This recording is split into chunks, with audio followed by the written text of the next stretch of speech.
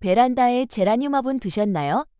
봄에는 그렇게 예쁘게 꽃이 피더니 여름이 되니까 잎이 노래지고 꽃은 볼 수가 없고 덥다고 괜히 더 자주 물을 줬더니 뿌리가 썩어버린 경험 한 번쯤은 다들 겪어보셨을 거예요.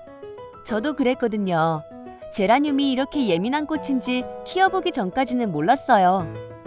오늘은 한여름 베란다에서 제라늄을 어떻게 관리하면 되는지 꼭 알아야 할 것들만 차근차근 말씀드릴게요.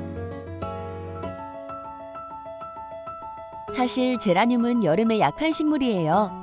원산지가 남아프리카인데 그쪽 기후는 우리나라 여름처럼 습하지 않아요.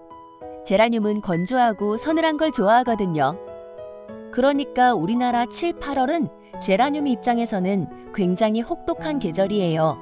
습도가 높고 기온도 높고 베란다라면 햇빛까지 한쪽으로 강하게 들어오잖아요. 이 시기에 제라늄이 보내는 신호가 있어요. 잎이 아래부터 노랗게 변한다. 꽃대가 올라오지 않는다. 줄기가 웃자란다. 즉 얇고 길게 늘어진다. 이건 죽어가는 게 아니라 더위를 견디고 있는 거예요. 여름 동안은 꽃 피울 힘을 아끼는 거라고 생각하시면 돼요. 그래서 이 시기에 무리하게 비료를 주거나 물을 자주 주거나 하면 오히려 역효과가 납니다. 제라늄 관리에서 제일 많이 실수하는 게 물이에요. 여름이라고 물을 자주 주시면 안 돼요. 과습이 더 위험하거든요. 기온이 높으면 흙 속 습기가 빠지지 않고 갇혀서 뿌리도 숨을 못 쉬고 그게 뿌리 썩음으로 이어져요. 물 주는 타이밍 한 가지만 기억하세요.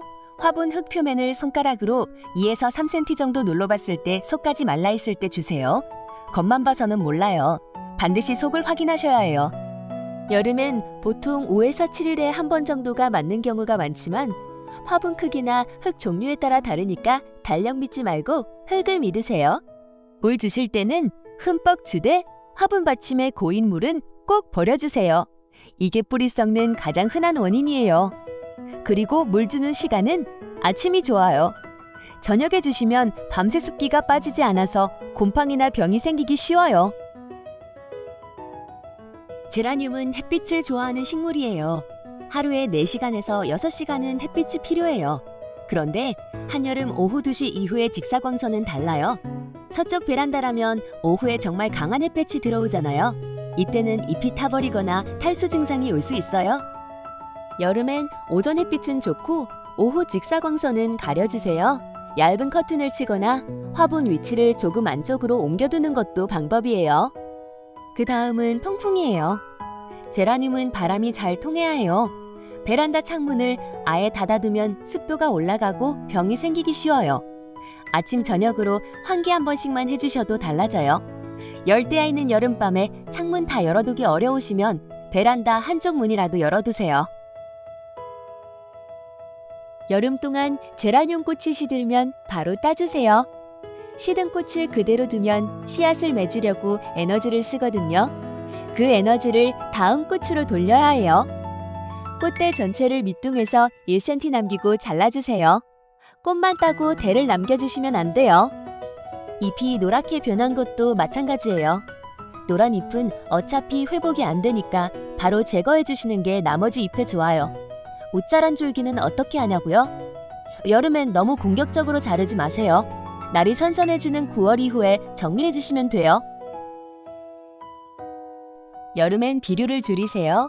성장이 느려지는 시기라 비료를 많이 줘도 흡수를 못해요. 오히려 비료가 뿌리를 태울 수 있어요. 7월에서 8월은 비료를 아예 쉬시거나 꼭 주고 싶으시면 액비를 평소의 절반 농도로 희석해서 한 달에 한 번 정도만 주세요. 다시 꽃을 피우기 시작하는 9월부터 인산 성분이 높은 비료로 돌아오시면 돼요. 여름 제라늄 관리를 한 줄로 요약하면요. 덜 주고 잘 통하게 하고 죽은 것만 정리해준다. 이게 다예요. 식물도 사람이랑 비슷한 것 같아요.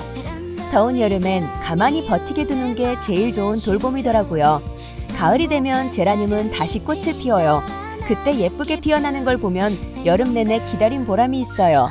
오늘 영상이 도움이 되셨다면 좋아요 한번 눌러주시고 베란다 제라늄 관련해서 궁금한 거 있으시면 댓글로 남겨주세요.